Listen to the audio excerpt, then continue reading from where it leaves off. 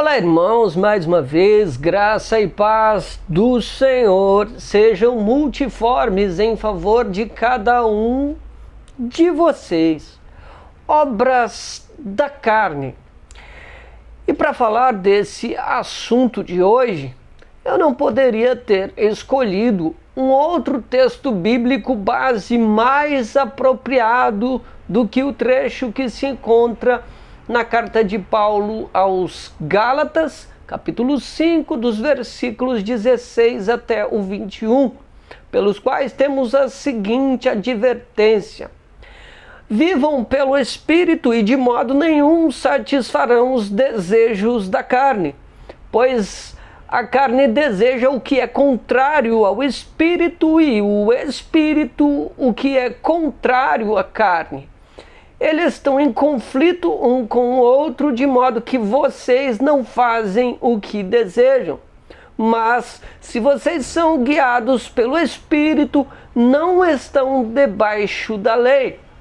Ora, as obras da carne são manifestas: imoralidade sexual, impureza e libertinagem, idolatria e feitiçaria, ódio e discórdia, ciúmes, ira, egoísmo, dissensões, facções, inveja, embriaguez, orgias e coisas semelhantes.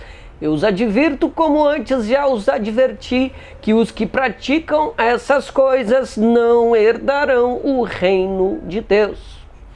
A considerar que estamos em pleno período das festividades da carne, mais conhecidas como Carnaval, eu poderia centralizar essa mensagem com base nesse assunto, mas me dedico a aprofundar a questão a ponto de chegar no coração do problema, ou já enfatizando que o problema, em sua essência, base ou profundidade, é o próprio coração humano, que, enquanto não é crucialmente transformado pelo Espírito Santo, consiste numa fonte de imoralidades, como bem destacado por Paulo no texto base. É até recomendável e proveitoso que nesse período estejamos na condição de discípulos de Cristo e, portanto, munido das sãs verdades do Evangelho, emitindo importantes alertas a respeito dos malefícios físicos e principalmente espirituais peculiares ao carnaval. Mas, lamentavelmente, a carnalidade é tão efervescente nesse mundo pós-moderno que até mesmo uma considerável parcela de pessoas que se dizem cristãs tem feito concessões totalmente reprováveis a Deus, e elas, para efeito de satisfação de suas paixões carnais, exercem essas concessões sob pretexto de favorecimento ao cristianismo ou expansão do reino de Deus. E ouso abrir aqui um parêntese para recitar uma declaração relevante do servo e reverendo Augustus Nicodemos, pela qual ele nos traz a seguinte indagação: os apóstolos jamais se misturariam às orgias romanas para pregar. Fico imaginando Paulo e seus companheiros participando num dos festivais ao deus Baco sob a alegação de evangelismo. Por que então veríamos o carnaval como uma oportunidade evangelística? O chamado é para ser luz.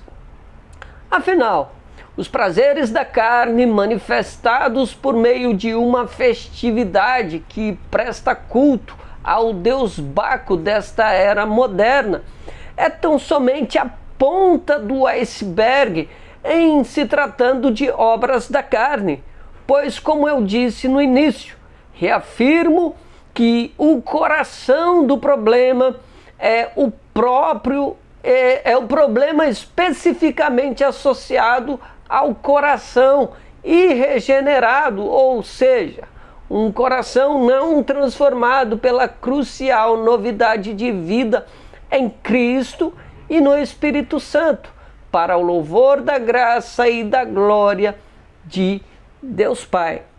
Espero que mais essa breve exposição audiovisual seja proveitosa a cada um de vocês e que, sobretudo, seja para a glória do único que é Senhor sobre tudo e todos. Mais uma vez, em conformidade com a boa, agradável, perfeita e soberana vontade de Deus Pai, segue meu fraterno abraço na intensidade da preciosa comunhão minuciosamente efetuada pelo Espírito Santo, bem como na medida perfeita do inexplicável amor de Jesus Cristo. Amém.